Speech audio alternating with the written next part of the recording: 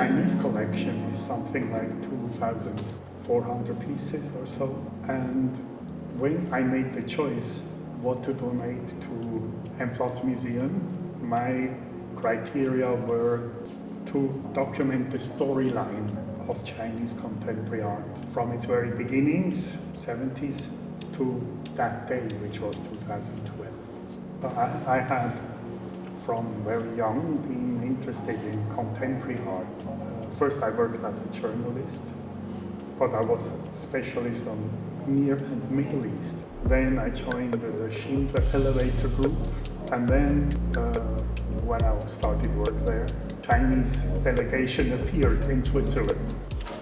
Going there, like the very first days of the open door policy of China, end of the 70s, I was completely ignorant about China.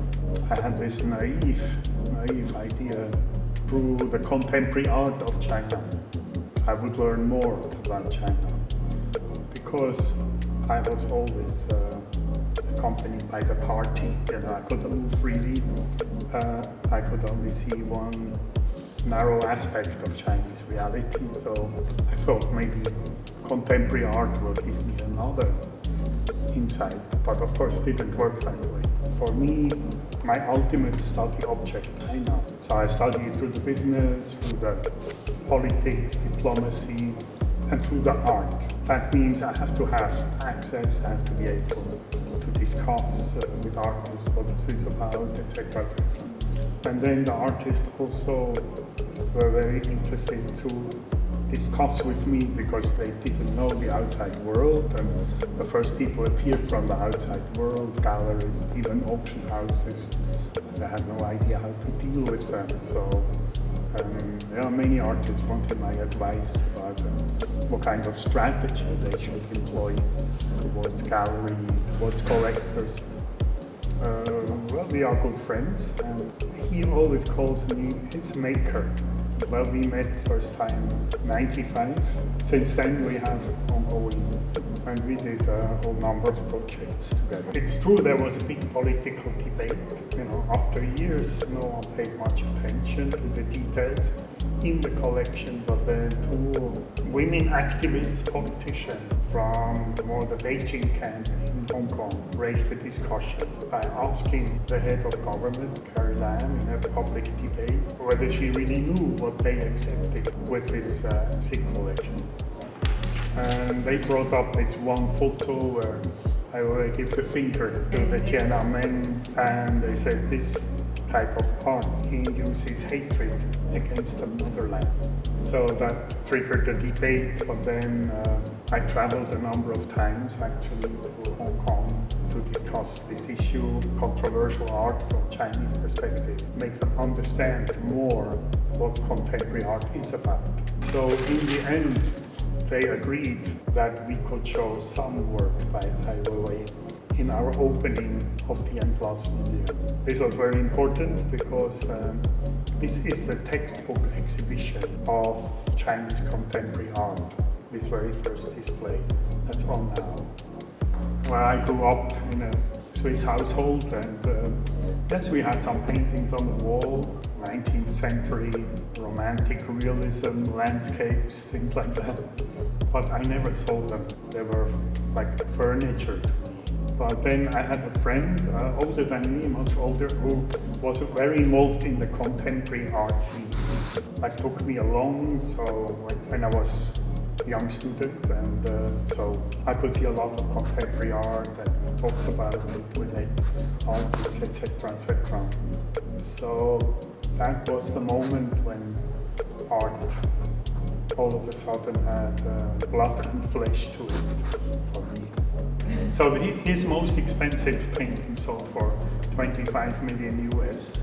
That's the highest price ever for Chinese contemporary art. But this portrait, maybe with an anecdote, maybe this portrait is funny. He was a friend of mine from very early, when he was not known. He, 10 years ago or so, he asked me to give him some photos. He wanted to do a portrait of me. So I wasn't sure why he wants to do a portrait of me.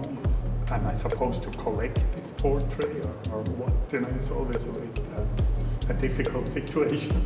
So I asked him, I said, when it was finished, I said, oh, it's a very nice portrait, but what do you intend to do with it? Do you think I should collect it or whatever? And he said, no, it's not for you. This portrait is not for you. It's for my museum. But I will give you a copy. I know production method, machine in Belgium, he told me, can do exact copy. It looks like a painting. This is a copy he made for me, copied by machine. But it has even the doctors of like painting, they look like a real painting, but it's a machine copy he gave to me. He said, no, you're not getting the original.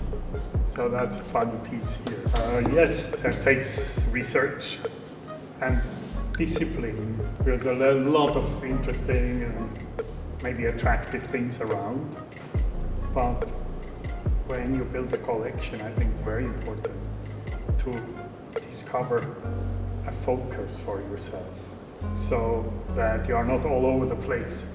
And personally, what makes you a collector is not so much accumulating works. That's one way to go about it. You see things you like and you accumulate them, and that's also a collection. But I think the real collection comes in when you have focus, when you bring works together that talk to each other, that maybe charge each other up, and thus build a real dense context. That's, say, what I think the collector in the end ought to achieve. So I think at any level, there is interesting art. For a low budget, one can find it. For a big budget, of course, one can find it. So it's really more about discipline, building, finding that focus to oneself, which will be very different for each individual.